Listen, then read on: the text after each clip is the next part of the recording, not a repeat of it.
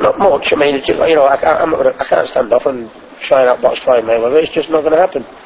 The thing is, my take on it, your Angle fight, which was only a couple of fights ago, you were boxing beautifully in the early doors before obviously the calls caught up with you, so I think it's a bit unjustified, some of it. Well, yeah, and the Angle fight was only a couple of fights ago, so I mean, anybody that wants to stand and have a fight with me, I think will come second best. I mean, and I did it against Costa and he comes second best. I did it against Castillo second best. I mean, tried to do it against Mayweather, I come second best, but my point is I think, with someone as much talent as Floyd Mayweather, you don't stand off and let him use it. You don't stand off and let Costa use that big, massive right hand. There's been times when I've needed to fight, and there's been times when I've needed to box.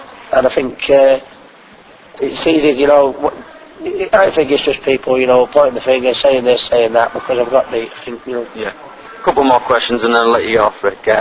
Straight after the Mayweather fight, there were rumours circulating that you and Billy were splitting up due to the loss, etc. You've both since confirmed that this isn't the case. However, will yourself and Billy look at making any changes to the way you prepare for a fight?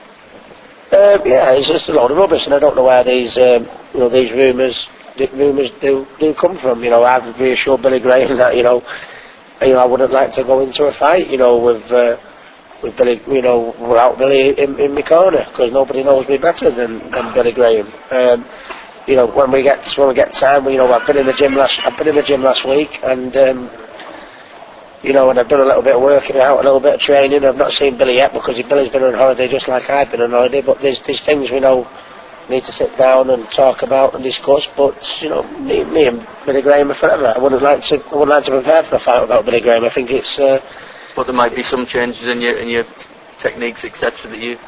I wouldn't say not in my technique. I mean, because what has got me where I am is what has always been working. But there's one or two things me and Billy need to talk about. But as far as Billy being my trainer, I think it's very, very farcical. I mean, I wouldn't like to prepare for a fight without Billy Graham. It's farcical. Very quick one off you. Do you see yourself fighting at 147 again? It's always been about the challenge for me. My first fight at welterweight was obviously, that should have been the warning sign for me not to go there again. But it's if I wanted to stay in Manchester and stay in England and stay at £140, maybe I could have gone 100 fights unbeaten. I don't know, but I mean, it's always been about the challenge for me, And what is that challenge now? Do you want to unify, or do you want to look out for big fights to end your career? A couple of goals. I'd love to top the bill at the Manchester Stadium, being a big Manchester City fan. That was always been a dream of mine. I think I'd like to top the bill at Madison Square Garden. I've already boxed. I would like to top the bill there. And then after that, I mean, it was a few years ago. Everyone was saying, looking at him, he's WBU title level, and that's the level he's going to stay at. But here I am, I've won 4 world titles, I had one of the longest unbeaten runs in boxing, won world titles in different levels, the first Briton to ever be the Ring Magazine Fighter of the Year, I've won the ring belt, and I've fought the best pound for pound fighter in the world, I don't think I've done a bad job, but I think I would like to fight, say at Manchester Stadium, and then top the bill at Madison Square Garden, and maybe have another crack at Floyd on a little bit more of a, giving a little bit more of an even chance. I think we're all up for another trip to Vegas.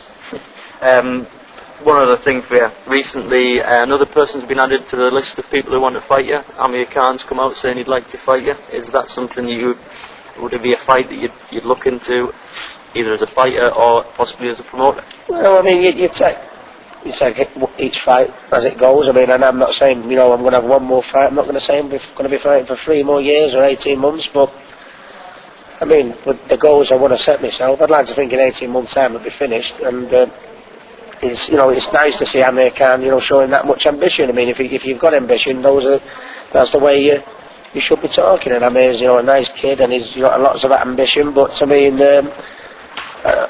with the greatest respect, Amir has got is he going to get to that level yet? Personally, I think he's got the ability to, and that. But I mean, he's got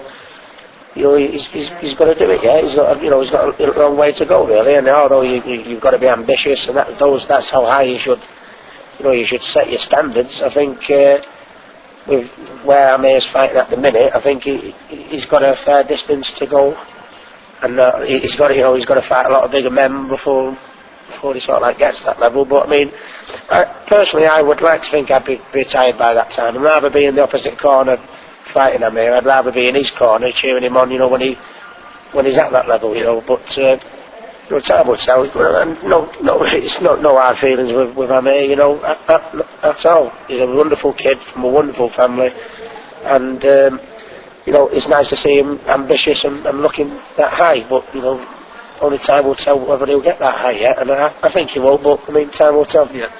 Well, thanks, Ricky. But last but not least, you got any parting words for the thousands of fans that will be visiting this website and listening to this interview? Well, no, I mean, I think, you know, any fighter becomes a better fighter when they come back from adversity and they come back from a defeat. And whether you're, you know, just as a boxer or as a man, you know, you find out what a man you are and you find out what a boxer you are when you come back from adversity. You know, life's very, very easy when it's all rolling along very, you know, nice and softly and sweet with no problems and no hassles. But you find out what a man you are, what a fighter you are when you come back from adversity and from a loss. And that's what I intend to do. Coming back from a loss, I think it should make me a better fighter. That's what I intend to do. And you know, I'll be damned if my last fight's going to see me flat on my back, you know, getting beat. You know, I owe it to myself to come back stronger, and I owe it to my fans to come back stronger, and I'll make them proud again. Well, on behalf of the website and all your fans out there, Ricky, thanks for taking the time. Cheers. No problem.